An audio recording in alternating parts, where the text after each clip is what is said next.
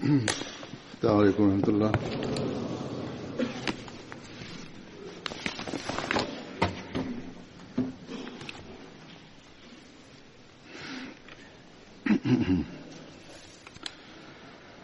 أشهد أن لا إله إلا الله وحده لا شريك له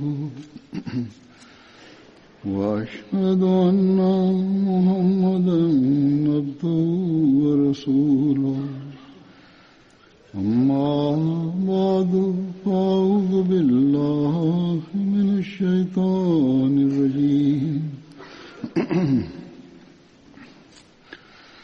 بسم الله الرحمن الرحيم الحمد لله رب العالمين الرحمن الرحيم مالك يوم الدين إياك نعبد وإياك نستعين اهدنا الصراط المستقيم صراط الذين أنعمت عليهم غير المغضوب عليهم ولا الضالين.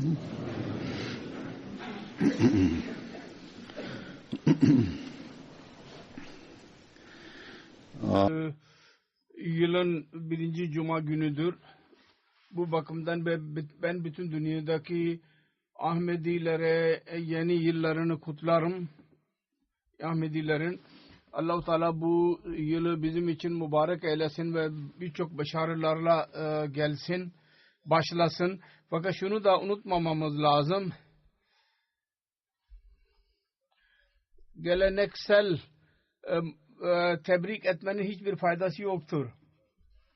Geleneksel tebrik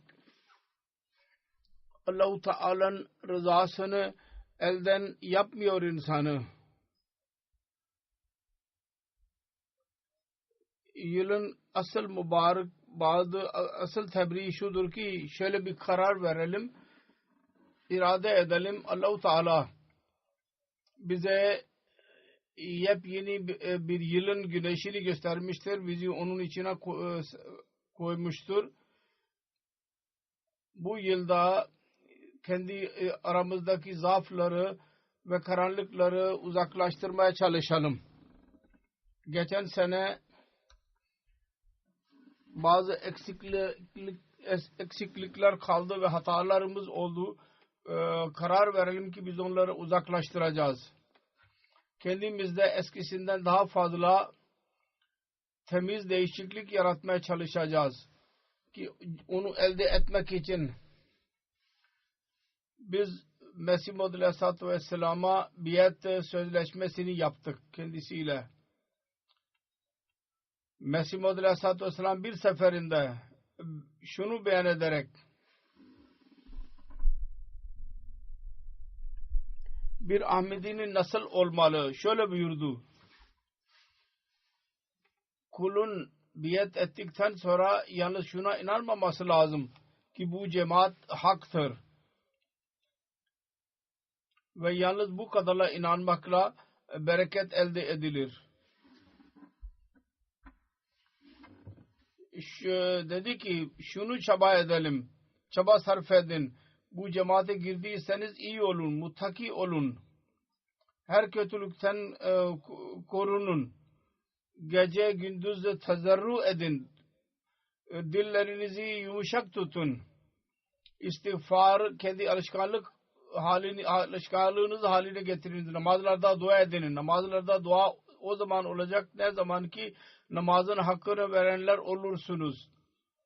Onları süsleyerek namaz kılan olursunuz. Dedi ki yalnız inanmak insanın işine yaramaz. Yüce Allah yalnız söz ile razı olmaz. Kur'an-ı Kerim'de Yüce Allah iman ile birlikte ameli salihten bahsetmiştir. Ameli salih ne denilir? Ameli salih şuna denilir ki içinde zerre kadar fesat olmasın. Budur seviye. Bu plandır ki buna göre eğer biz bu yılda amel edenler olursak bunları elde etmek için bütün yeteneklerimizi kullanmaya çalışırsak o zaman kesinlikle bu yıl bizim için bereketli olacak. Birçok bereket getiren olacaktır.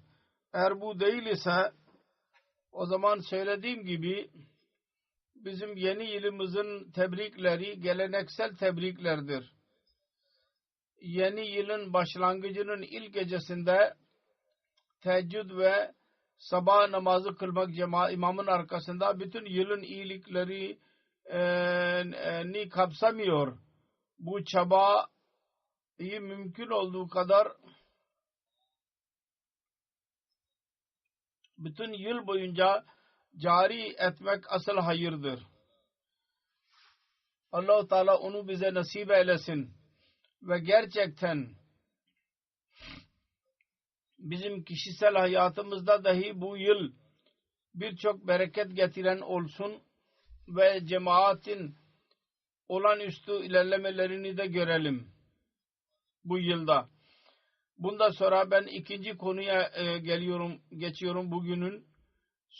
Bildiğimiz gibi Ocak ayından beri Vakf-ı Cedid'in yılı başlıyor. Ve birinci yahut ikinci hutbede Ocak ayında Vakf-ı Cedid ilan edilir.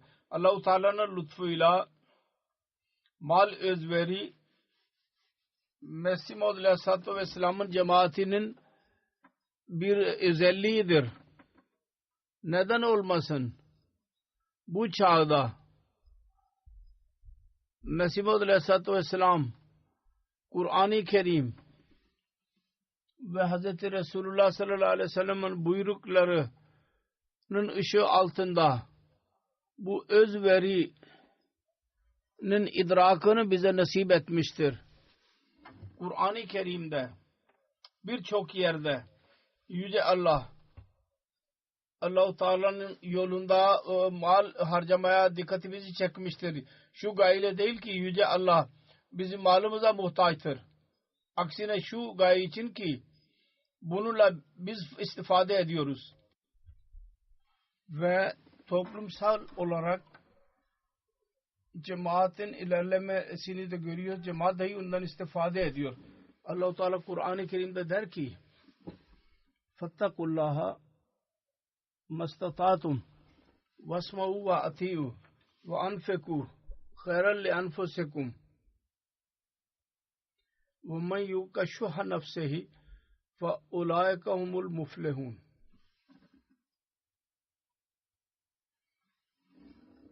Yani Allah-u Teala'nın takvasını benimseyin. Mümkün olduğu kadar dinleyiniz ve itaat ediniz ve mal sarf ediniz ki sizin için hayırlı olacaktır. Ve her kim nefsin cimriliğinden korunursa işte başarıya ulaşanlar da ancak bunlardır. Sonra bunda sonraki ayet-i kerimede diyor ki in tukridullaha karzan hasanen yuzaifu lehu in tukridullaha karzan hasanen yuzaifu lakum ve yağfir lakum vallahu şekurun halim. Eğer Allah-u Teala karzayı hasana verirseniz onu sizin için daha da çoğaltacaktır ve sizi affedecektir. Ve Allah-u Teala çok değer bilen ve halim olandır. Kısacası Yüce Allah çok kat daha fazla verir onun yolunda mal sarf edene. Bu mal özveri ile kişisel fayda dahi vardır ve cemaatin ilerlemesi dahi vardır. O zaman kişilerin ilerlemesine dahi sebep oluyor. Aynı şekilde Hz. Resulullah sallallahu aleyhi ve sellem buyurdu ki cimrilikten korunun. Bu cimriliktir ki ilk kavimleri helak etti. Aynı şekilde Resulullah sallallahu aleyhi ve sellem bir seferinde buyurdu ki ateşten korunun. İster yarım hurma vermekle dahi olursa. Yani az Allah yolunda az para vermekle dahi Allah-u Teala'nın rızası uğruna mal harcamak insana ateşten korur. İşte bu mal özverisi bize fayda vermek içindir. Bu mal özveriye dikkati bizi çekerek Mesih Maud Aleyhisselatü Vesselam diyor ki sizin için mümkün değil ki malı da sevin ve Allah'ı da sevin. Yalnız birini sevmeniz lazım. Onun için şanslıdır o zat ki Allah'ı sevsin. Ve aranızdan eğer birisi Allah-u Teala'yı sevdikten sonra onun yolunda mal sarf ederse ben kesin olarak biliyorum ki onun malına diğerlere nispeten daha fazla bereket verilecek. Çünkü mal kendiliğinden gelmez. Allah-u Teala'nın iradesiyle gelir. Onun için her kim Allah için malın bir kısmını bırakırsa o kesinlikle onu bulacaktır. Ancak her kim malı severek Allah yolunda hizmet etmezse gereken hizmeti o mutlaka o malı kaybedecek, zayi gidecek. Düşünmeyiniz ki mal sizin çabanızla gelir. Aksine Allah-u Teala tarafından gelir. Düşünmeyiniz ki siz malın bir payı kısmını vererek ya başka bir şekilde hizmet ederek Allah-u Teala ve onun elçisine minnet ediyorsunuz. Bu onun minnetidir ki sizi bu minneti için çağırıyor. Siz kesin biliniz ki bu iş göktendir ve sizin hizmetiniz yalnız sizin kendi faydanız içindir. Yüce Allah'ın lütfuyla özveri ve hizmetin bu ruhunu Mesih Maud Aleyhisselatü Vesselam'ın biyetine girenler anladılar ve iyi anladılar. Ve çok büyük özveriye doğru dikkat ediyorlar. Yalnız bu kadarla kalmayıp yani bir zamandan beri Ahmedi olanlar hatta yeni Ahmediler dahi biyetten sonra bu mal özverinin ruhunu ve gerçeğini anlıyorlar. Öyleler dahi vardır ki çok fakir durumdadırlar. Fakat mal özverisinde hiç kimseden geri kalmak istemiyorlar. Ve aynı şekilde öz veriyorlar. Nasıl ki vaat edilen Mesih Aleyhisselatü Vesselam zamanında kendi eshabları yaptılar. Öyle örnekler dahi vardır. Ve onlar hakkında vaat edilen Mesih Aleyhisselam o zaman buyurdu ki ben kendi cemaatimin sevgisine ve ihlasına hayret ediyorum. Onlardan çok az kazançları olanlar vardır. Örnek verdi. Mesela Miya Cemaluddin ve Miya Hayruddin ve İmamuddin Keşmirli. Dedi ki bunlar benim köyüme yakın oturanlardır. Ve üçü kardeş. Belki günde 3-4 ana kazanıyorlar günde. Fakat çok çanda veriyorlar her gün. Çandanın kapsamındadırlar.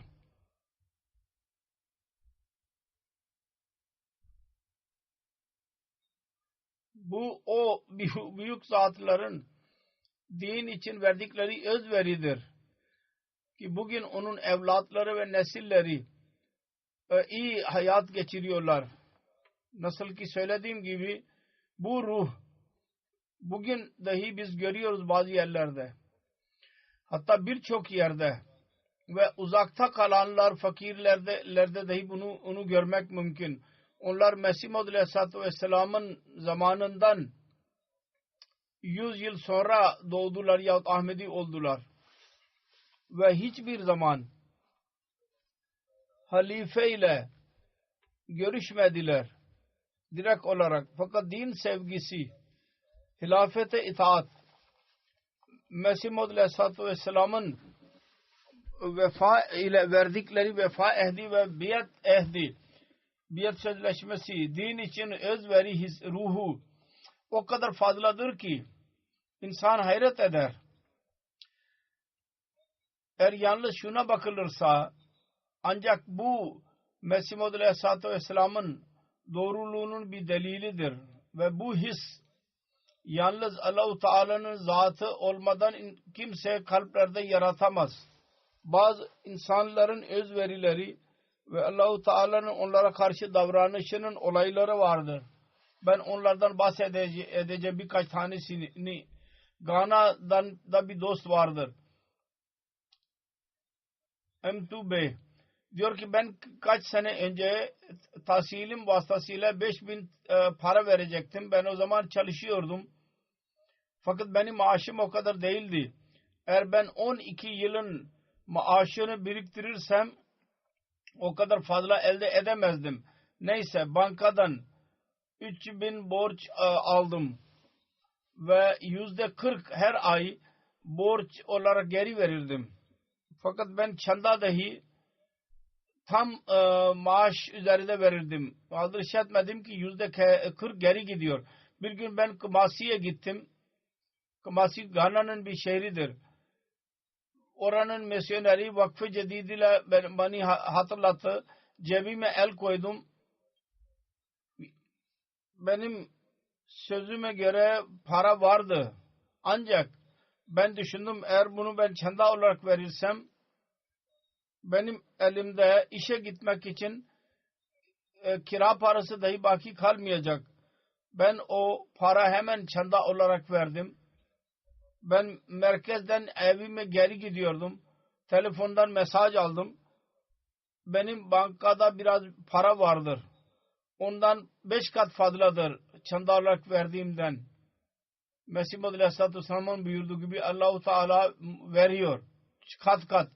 Ben düşündüm ki belki banka tarafından yanlışlıkla geri gelmiş olabilir. Geri alacaklar benden. Çünkü maaş zaten benim hesabıma gelmişti. Fakat ertesi gün ben işe gittiğim zaman öğrendim ki hükümet tarafından bu para verdi. Geçen ayın geri kalan maaşı idi. Ben Allah-u Teala şükrettim. Allah-u Teala korkuma rağmen çanda vermemi bana nasip etti. O günden sonra ben daima çandayı vermeye dikkat ediyorum. Afrika'nın uzak ülkelerde yaşayan birisidir. Burkina Faso başka bir ülkedir. Fransızca konuşan Afrika ülkesi. Oranın muballi yazıyor. Bu Celasu şehrin adıdır. Bir nev-mübayi hadim, hizmetçi. Zudi Bey zihin hastalığından muzdarip idi ve uyku kullanıyordu. Depresyon vardı. Çok çoğalmıştı. Bir gün merkeze geldi ve dedi ki Vakfe Cedud ve Tehrik-i Cedid ne kadar çandam vardır ben onu vermek istiyorum. Murabbi dedi ki ne kadar vermek isterseniz verin. O dedi ki en seviyeli çanda ne kadardır?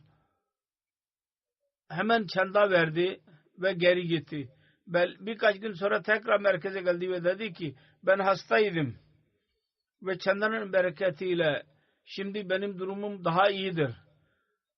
Ben uyku ilaçları da kullanmıyorum ve rahatım kalp bakımından. Ondan sonra ibadete dikkati çekildi, çanda verdi ve Allah-u Teala lütfetti. Daha önce durumu şöyleydi ki intihara dahi yönelmişti.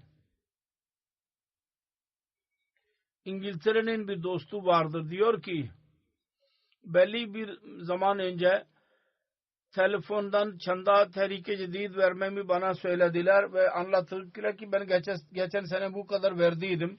Bunun üzerine ben daha fazla vermeye karar verdim. O zaman param yoktu. Dua etmeye başladım. Allah-u Teala mutlaka bir yerden verecek. Diyor ki 2 hafta sonra gümrük şubesinden mektup aldım. Ben yıl boyun esnasında gümrük para verdim. Onlar geri veriyorlardı. Ben kendi muhasibim. Gümrüğümü biliyorum. İyi. Fakat Allah-u Teala mucizane bir şekilde o parayı bana tedarik etti. Çünkü benim hesabıma göre tam gümrük verilmişti. Ondan sonra Sadır sahip tekrar birkaç ay sonra telefon attı ve dedi ki bu kadar çanda verdiniz geçen sene. Ben geçen seneden daha fazla öz verdim. Tesadüfen o zaman dahi benim cebimde para yoktu. Sonra düşündüm. Allah-u Teala bana geri verdiydi para. Şimdi bir yol bulamıyorum. Sonra dua ettim. Bir hafta sonra ben kağıtlarıma bakıyordum. Bir hesap gördüm ki ben şirkete telefon açtım. Ona göre bana hemen para gönderdiler. Ve daha fazla para vardı. Çanda da vermek için. Böylece Allah-u Teala Vakf-ı Cedid'in çandasını dahi bana verdi. Burada dahi yalnız Afrika'da değil Allah-u Teala burada da bu gibi manzaraları görüyor. İyi niyetle çanda verenleri Allah-u Teala gösteriyor. Burkina Faso'dan Beşaret Ali Bey diyor ki muballiktir orada. Boromor regionun bir Nev Mubai Ahmedi Une Adam Bey geçen sene Vakf-ı Cedid anlattık. Her sene Molla'ya veriyordu köyün Molla'sına. O çanda olarak para verdi. Ben Molla'ya verir diyor Müslüman idi. Biat ettikten sonra aynı parayı çanda olarak verdi. Onun babası öğrendi ve çok öfkelendi. Ve onu ayırdı bir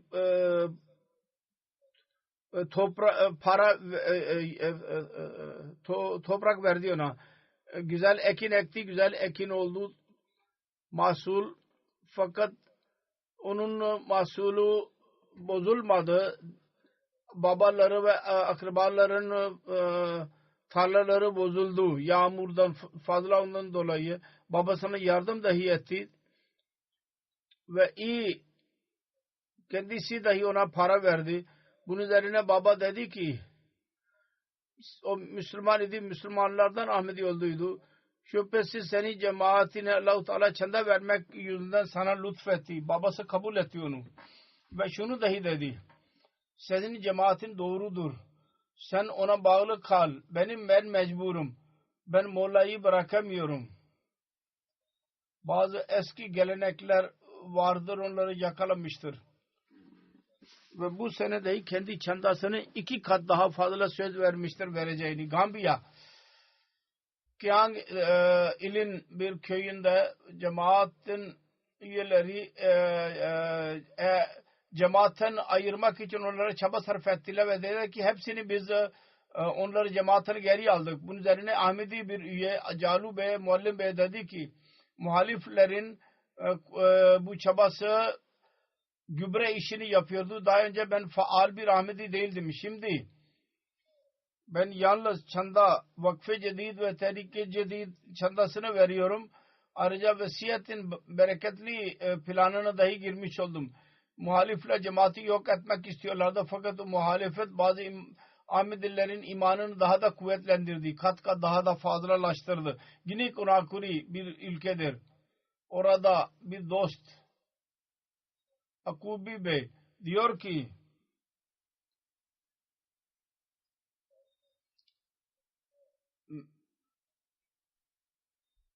müballig benim Vakf-ı Cedid ile ilgili geçen senedeki benim hutbamı anlattığı olaylar vardı içinde. Ben çok etkilendim.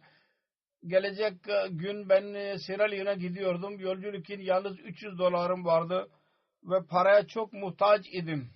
Fakat buna rağmen ben $300'dan $100 ayırdım ve zarfa koydum.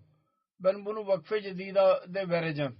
Ondan sonra ben diğer işlere koyuldum. Zarfı göndermeyi unuttum. Daha 2 saat geçmişti.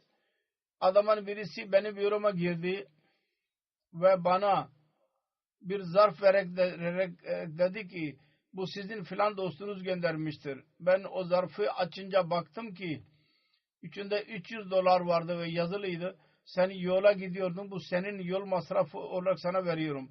O zaman hemen aklıma geldi.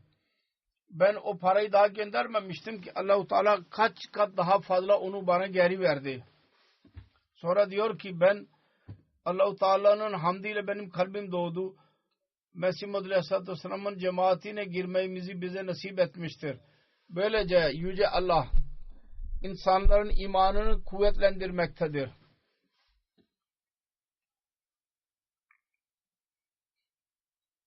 Hz. Mesih Muhammed Aleyhisselatü Vesselam'ın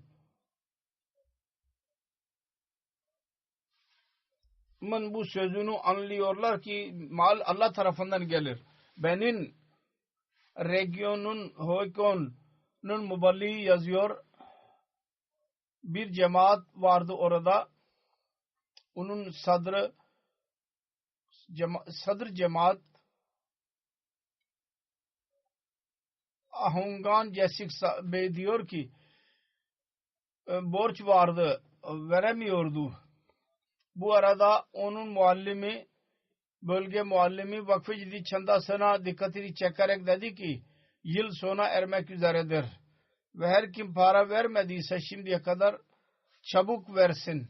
Sadr Bey diyor ki benim elimde fazla para yoktu. Fakat borç dışında şunu da düşündüm. Vakf-ı Ciddid'in parasını da vermeliyim. Cebimde 500 frank vardı. Onu ben çanda olarak verdim. Eve gittim, dua ettim. Borç nasıl ödenecek? Diyor ki ertesi gün bir iş buldum. Birkaç günlüktü. Ve onun ücreti benim borcumdan daha fazlaydı. Ben kabul ettim ve birkaç günde iş bitti. Bütün borç dahi ödenmiş oldu. Ve ev için dahi masraf çıktı. Diyor ki bu şimdi anlıyorum ki çandanın bereketidir. Bunlar cemaat tesadüf demiyorlar bunlara. Kabul ediyorlar ki bu şüphesiz Allah-u Teala onu ayarlıyor. Mali regionun Bekaso'nun muallimi diyor ki bir nev mübayi Ebu Bakir anlattı. Ahmediye cemaatine gittikten sonra çandaların bereketini gördüm. Benim bir oğlum her sene hastalanıyordu. Yağmur günlerinde çok fazla para harcanıyordu. İşten işe de gidemiyordum. Çanda vermeye başladım. Şimdi çocuk hastalanmadı. Ve ben zerre kadar şüphe etmiyorum ki yalnız ve yalnız Allah-u Teala'nın yolunda para harcamak neticesidir bu. Fil dişi sahilinin regionu San Pedro'nun muballiği yazıyor. Bir köy Elifa'da birkaç kişi Ahmedi cemaatine katıldılar. Yıl esnasında 2018 senesinde o cemaate gittim. Gece orada kaldım. Geceleyin tebliğ yaptım. Ve gayri Ahmedilerin büyük bir sayı bu programa katıldılar.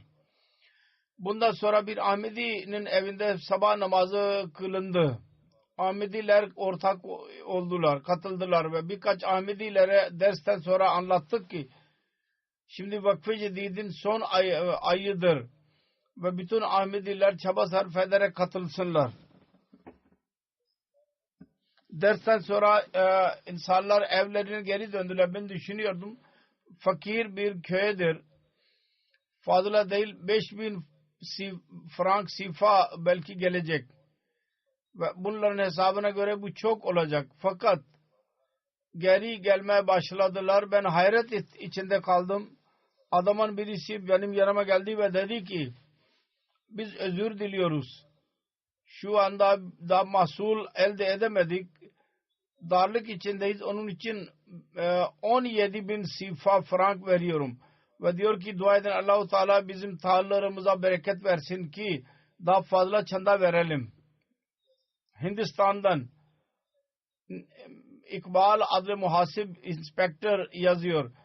Kamar Edibi cemaatinde Vakf-ı Cidid ile alakalı olarak söyledim. Bir genç hemen bütün çandayı verdi. aynı gün daha büyük bir parayı elde etti. 8 seneden beri onu bekliyordu. O kadar fazla geçmişti ki onu artık unutmuştu. Artık onu elde edemeyeceğim diye düşünüyordu. Onu elde etmekle kalmayıp onun gelip geçici iştahı kesinleşti. Çok mutlu oldu ve dedi ki yalnız Allah-u Teala'nın yolunda mal harcamanın neticesidir bu. Bu mucize oldu. Şimdi diyor ki her gün ben 15 günlük gelirimi vakfe ciddi çandası olarak vereceğim. Romanya o doğu ülke Avrupa ülkesindedir. Oranın mürebbisi Fahim Bey diyor ki burada yerel Ahmediler vardır Romanya'da. Orada terzidir. Çandayı veriyor ve sevinerek veriyor. Çandayı hatırlatmak asla gerekmiyor. Daima kendisi veriyor çanda. Sonra çandada güzel bir zarfa koyuyor. Ya beyaz bir kağıtın içine koyarak veriyor. Ve mal özverisi yazıyor üzerinde. Bana bir mektup yazdıydı. O mektubundan bahsediyor Murabbi sahip. Müşahadesini zikrini yaptı. Allah-u Teala'nın lütfuyla ben çanda veriyorum. Çanda vermeye başladığımdan beri ben müşahede ettim. Allah-u Teala'nın rızası için çanda vermekle benim müşterilerim çoğalıyor. Gelirimi çoğalıyor. Bir taraftan Allah yolunda çanda veriyorum. Diğer taraftan Allah-u Teala benim o aynı parayı çoğaltarak bana geri veriyor. Çandadan sonra benim içim için daha fazla müşteri geliyorlar. İşte bunlardır. Allah-u Teala bu ülkelerde dahi Avrupa ülkelerinde kalmalarına rağmen maddiyata hayata geçiriyorlar. Fakat Ahmediye cemaatini getirdi Allah-u Teala onları ve kendi lütuflarını lütfederek onların imanlarını kuvvetlendiriyor. Hindistan'dan Selim Bey vardır. Muhasip diyor ki Jaipur cemaatinde bir Ahmedi bir cemaat bir hocaydı bir okulda çanda vakfe cedid söyledik ona rica ettik ki sizin sözünüz sizin gelirinize göre 5000 olmalı. Dedi ki ben genel bir özel okulda hocayım nasıl vereceğim o kadar fazla. Her neyse onlara dedik Allah-u Teala güç verecek. Bu sene tekrar onlarla görüşmek için gittim. Aynı okulda müdür olduydu. Dedi ki çanda yüzünden Allah-u Teala o kadar bereket verdi ki ben bu okulu satın aldım. Sonra dendi ki bu sene de çandayı çoğaltmalısın. Ki Allah-u Teala daha da okul satın almak nasip etsin size. Dedi ki başka bir okuldan dahi alışveriş sözleşmesi vardır. Diyor ki anahtar al. Şimdi muhasip diyor ki onun elinde 4 tane okul vardır. Daha önce onun küçük bir evi vardı. Şimdi Allah-u Teala'nın lütfuyla 3 katlı bir ev hazırlanmıştır kendisi için. Bir menzil namaz için ayırmıştır. Cuma namazı için. Bu lütuf yalnız Allah-u Teala'nın yolunda mal harcamak neticesindedir. Onun imanı daha da çoğalmaktadır. Liberia amiri diyor ki Aralık ayında bizim bir delegemiz bir köye Suka Town'a gitti. Monrovia şehrinden fazla uzak değil. Fakat bugünkü kolaylıklardan mahrumdur. Yol dahi çetindir. Oraya gitmek için gelip geçici köprüler vardır. İplerle ve tahtalarla yapılan namazdan sonra sözler başladı. Mesih Muhammed Aleyhisselam'ın sözünü anlattık. Mesajını ve cemaatin gayesini anlattık. Bunun üzerine yaşlı bir zat Osman kımara kalktı ve bir rüyasından bahsederek dedi ki ben birkaç gün önce gördüydüm. Gök düştü. Her tarafta tedirginlik var. O esnasında bir araba duruyor. Beyaz insanlar vardır içinde. Bizi çağırıyorlar. Bize gelin. Biz size selamet vereceğiz. Bunun üzerine rüya bitti. Ondan sonra düşündüm. Bu nasıl bir rüyadır? Bunun anlamı ne olabilir? Siz geldiniz ve şimdi anladım ki bunun anlamı nedir? Dedi ki ben çok yaşlıyım. Hayatımda ilk defa Afrikalıları, beyazları İslamiyet'in tebliğini yaparken gördüm. Orada bütün insanlar cemaate katılma kararını verdiler, biat ettiler. Ve Vakfe Cedid'in yılı son idi, çanda onlara anlatıldı.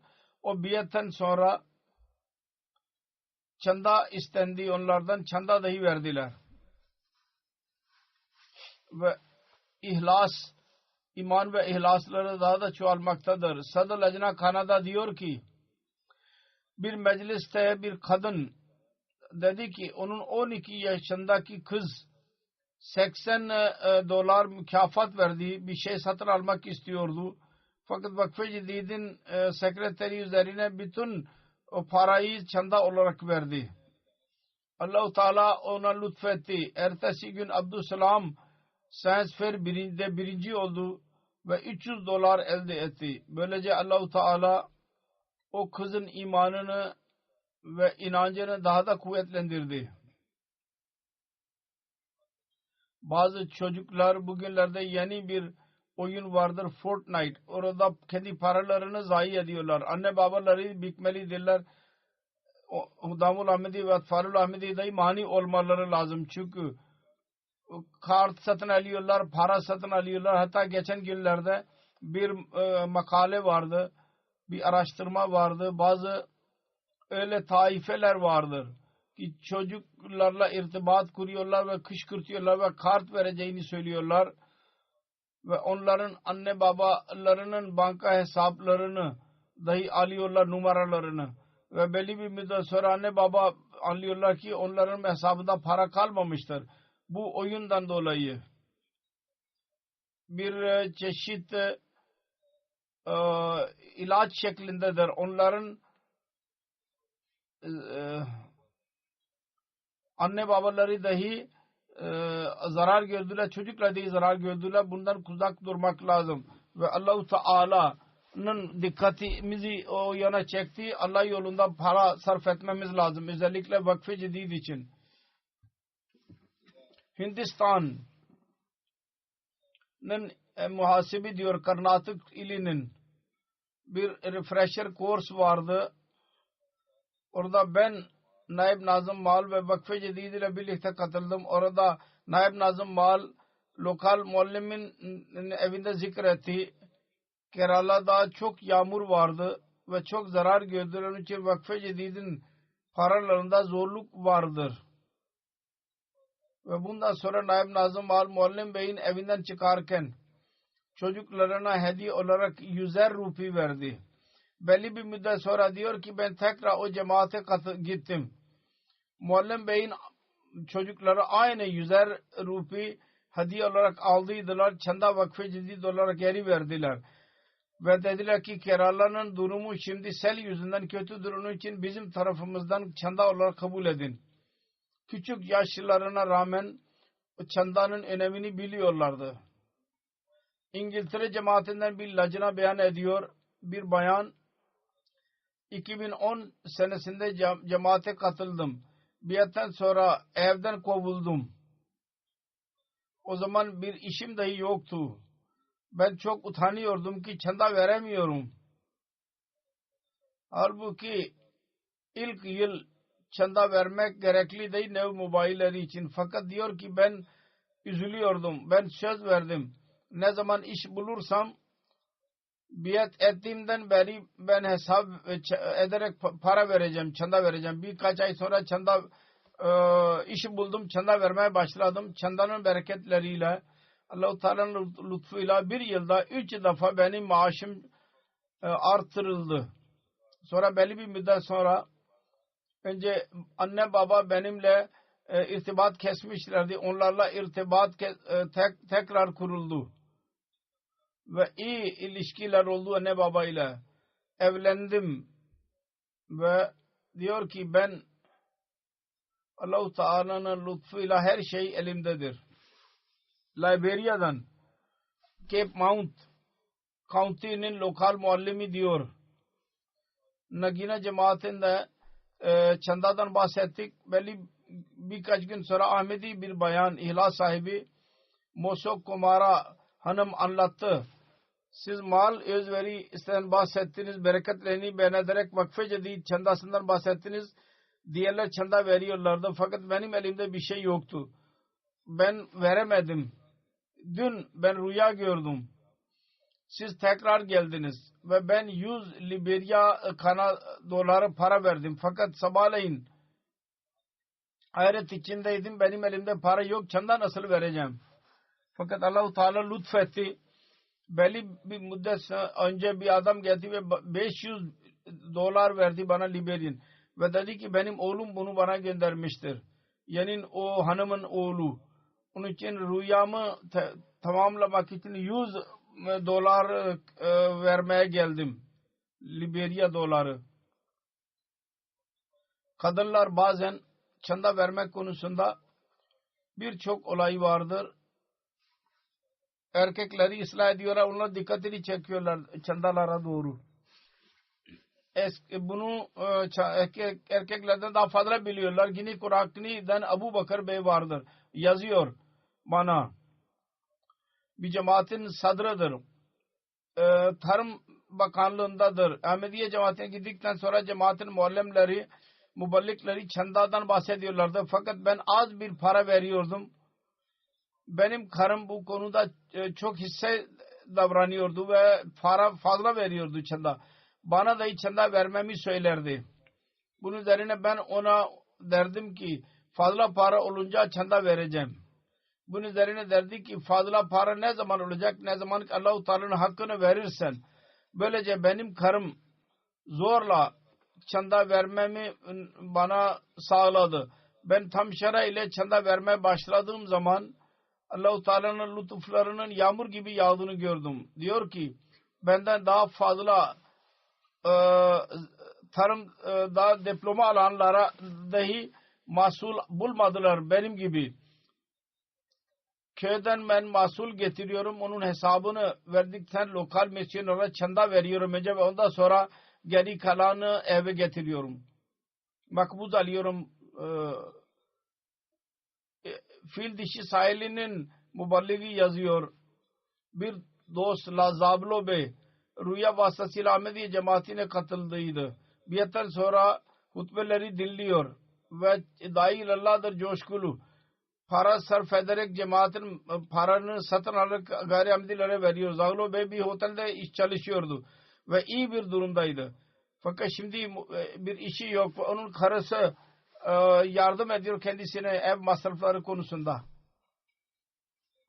Diyor ki birkaç gün önce telefon etti bana ve dedi ki ben 30.000 frank sifa çanda vakfe cedid gönderiyorum. Ben ona dedim ki sizin durumunuz iyi değil.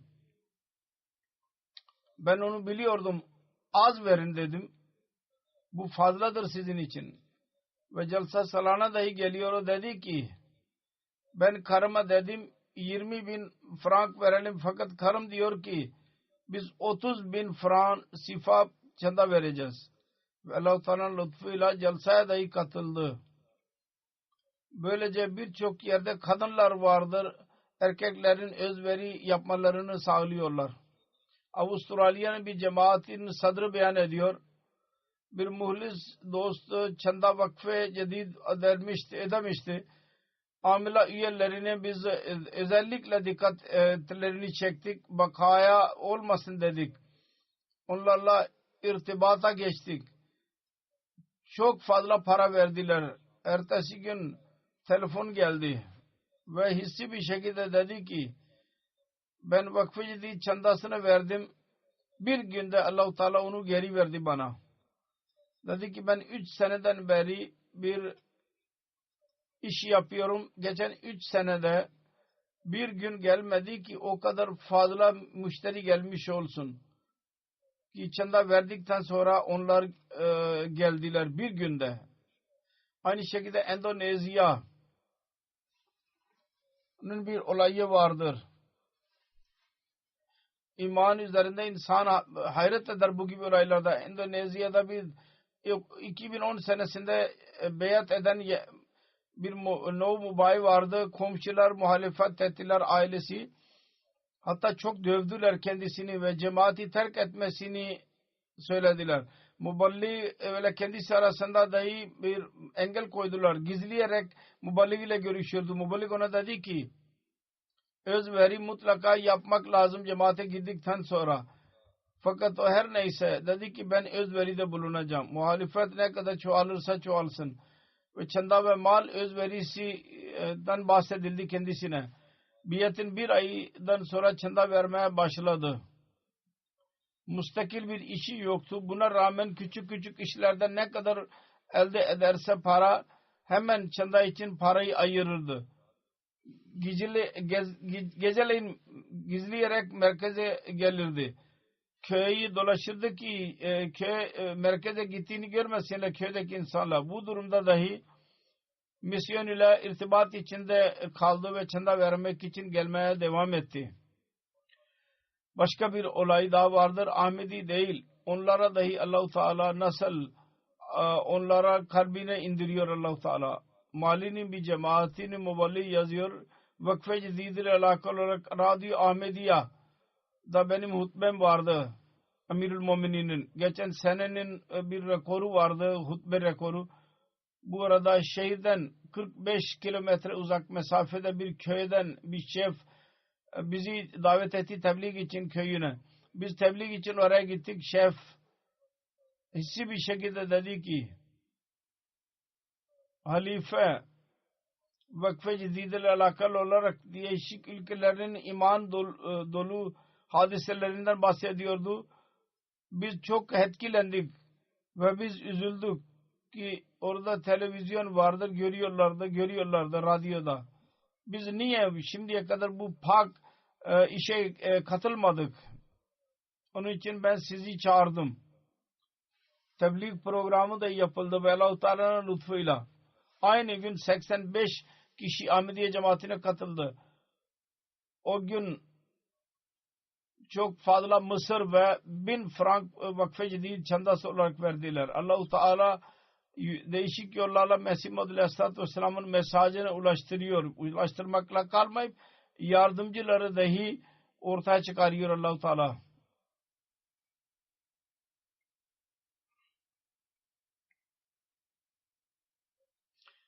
Benin regionun Muballi yazıyor Lukosa'dan. Lukosa'nın bir cemaatinde Vakfe Cedid çandası için söyledik. Belli bir müddet sonra celsa vardı. Ondan da bahsettik. Sadr cemaat Gaffar Bey diyor ki bana geldi ve dedi ki celsa katılmak için bir para biriktirdim. Fakat çanda vermek dahi gereklidir. Onun için ne yapmam lazım? Ben ona dedim ki celsaya katılın Allah-u Teala lütfedecek. Çanda daha sonra ede. Birkaç gün sonra benimle görüştü celsada ve para verdi bana ve dedi ki çandayı alın. Ben mal sekreterine dedim ki ona bir makbuz verin. Mal sekreteri dedi ki Gaffar Bey aynı para çanda için verdiği celsa için topladıydı bunu. Ve kendisi çocuk ailesiyle birlikte 15 kilometre yayan yürüyerek celsaya geldi. İşte bu insanlardır Allah-u Teala Mesih Muhammed Aleyhisselatü Vesselam'a vermiştir. Onlar Allah-u Teala onun Resulü sallallahu aleyhi ve sellem ve Mesih Muhammed Aleyhisselatü Vesselam'ın sözlerini dinliyorlar. Ve daha sonra tezkiye-i nefs yapıyorlar. Nefislerini temizliyorlar. Her özveri için hazır bulunuyorlar. Aslında bunlardır ki gerçekten biyetin hakkını verenlerdir bunlar. Eğer bu körlere akıl verilirse akıl körlerine görmeleri lazım. Bunların ihlas ve vefa ve özverileri Mesih Muhammed Aleyhisselatü Vesselam'a karşı Allah-u Teala'nın yardımının bir delili değil mi bu? Apaçık. Akıllar üzerinde perde yoksa bu delil Mesih Muhammed Aleyhisselatü Vesselam'ın Allah-u Teala tarafından gönderildiğini kanıtlıyor. Bu yeterlidir. Mesih Maud Aleyhisselatü Vesselam Hz. Resulullah sallallahu aleyhi ve sellem'in talimatını ilerletmek için dünyaya geldi, yaymak için. Eğer bu Müslümanlar akıllanırlarsa, keşke akıllanırlarsa ve onu anlarlarsa, o zaman Allah-u Teala'nın lütfuyla İslam İnşallah Teala çabuk dünyada üstün çıkabilir. Ve bunlar Müslümanlar ve adını kötüye çıkarıyorlar. İnsanlar gülüyorlar. Ve İslamiyet'in adı kötüye çıkarılıyor. Onun tam tersini biz göreceğiz İnşallah Teala. Fakat bizim görevimiz budur. Ki kendimizi ıslah edelim. Allah-u Teala'nın önüne eğilelim. Ve fazla tebliğe dahi dikkat edelim. Ve özveriye dahi dikkat edelim. Ve İslamiyet'in gerçeğini dünyaya açıklayalım. Şimdi ben bazı şeylerden bahsedeceğim. Allah-u Teala'nın lütfuyla Vakfe Cedid'in 65. yılı 31 Aralık 2018 günü bitti. Onda Ahmediye cemaatinin Efrad cemaat üyeleri 90 aşağı yukarı 1 milyona yakın 10 milyona yakın fund para verdiler. Geçen seneden 200 kusur para fazladır. Pakistan birinci durumdadır. Ondan sonra ilk 10 ülke vardır. İngiltere birinci derecededir. Tehrik-i Cedid'de Almanya'ydı. Amir Bey dedi ki Vakfe Cedid'de daha ileri adım atacağız. Ve çok fazla ileri adım attılar. Allah-u Teala Efrad cemaat üyelerinin mallarına, nefislerine bereket versin ve onların ilerlemelerine nasip eylesin. İkinci derecede Almanya'dır. Sonra Amerika ve Kanada. Amerika'ya ben söylüyorum. Onların ve Kanada'nın az farkı kalmıştır. Şimdi eğer onlar çaba sarf etmedilerse bu birinci durumdan üçüncü duruma geldiler. Şimdi belki daha da geri gidebilirler. Sonra Kanada 4. sıradadır. Sonra Hindistan, Avustralya sırayla Middle East'in bir cemaati, sonra Gana, sonra Orta Arap ülkelerinin bir cemaatidir.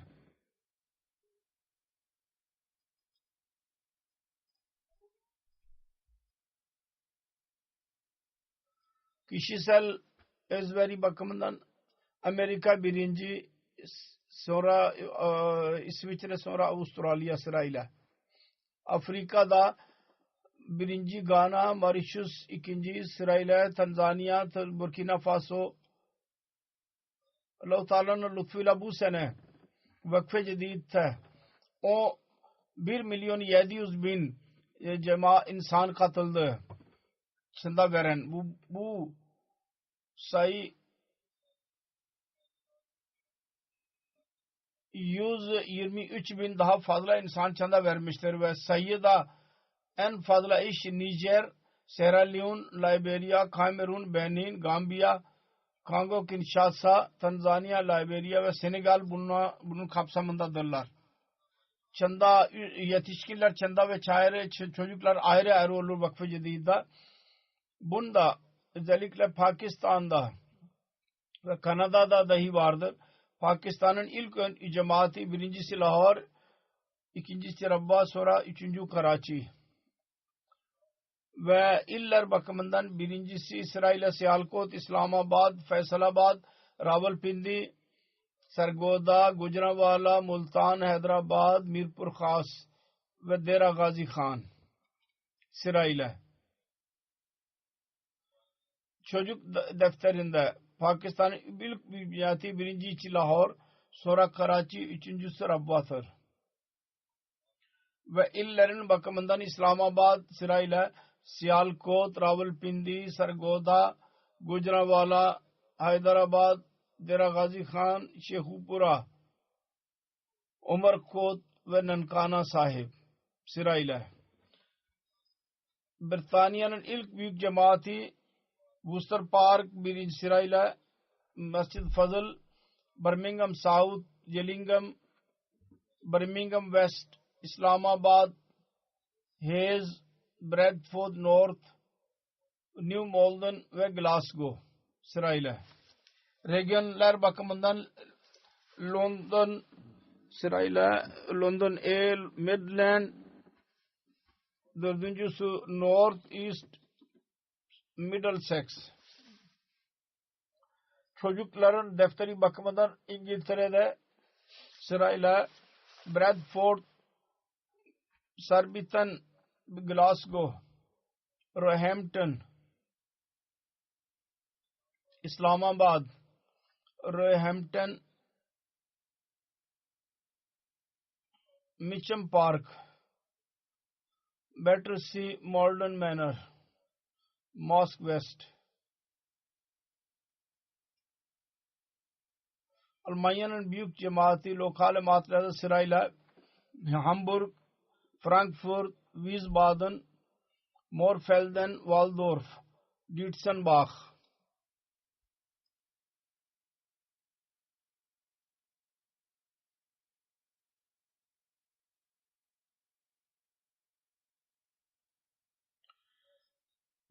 Amerika'nın ilk 10 cemaati sırayla Silicon Valley, Seattle, Detroit, Silver Spring, Central Virginia, Boston, Dallas, Laurel, Georgia, Carolina, York ve Kanada'nın cemaatleri sırayla Vaughan, Calgary, Peace Village, Brampton, Vancouver.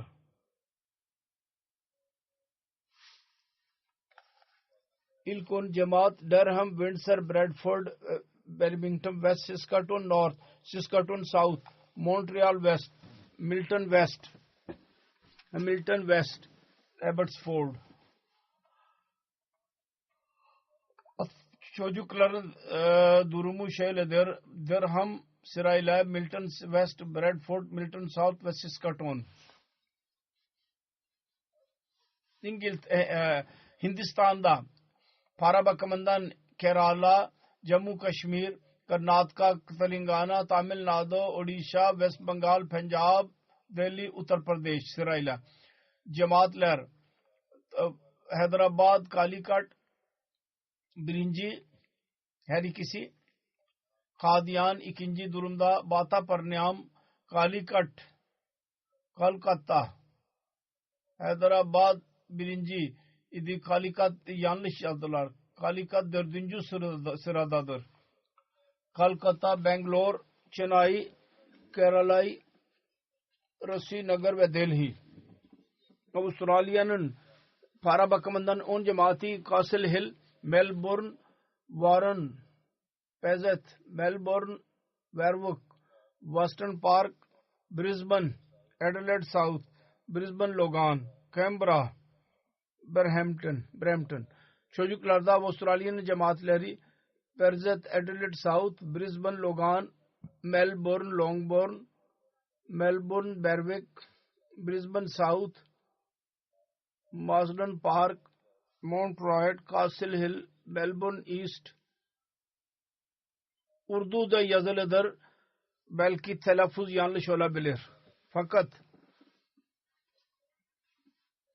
yerel cemaatler bundan haber almışlardır. Allah-u Teala bütün cemaatin katılanlara bereketleri versin ve gelecekte de özveride en yüksek bir şekilde özveride bulunmaları kendilerine nasip eylesin. Amin.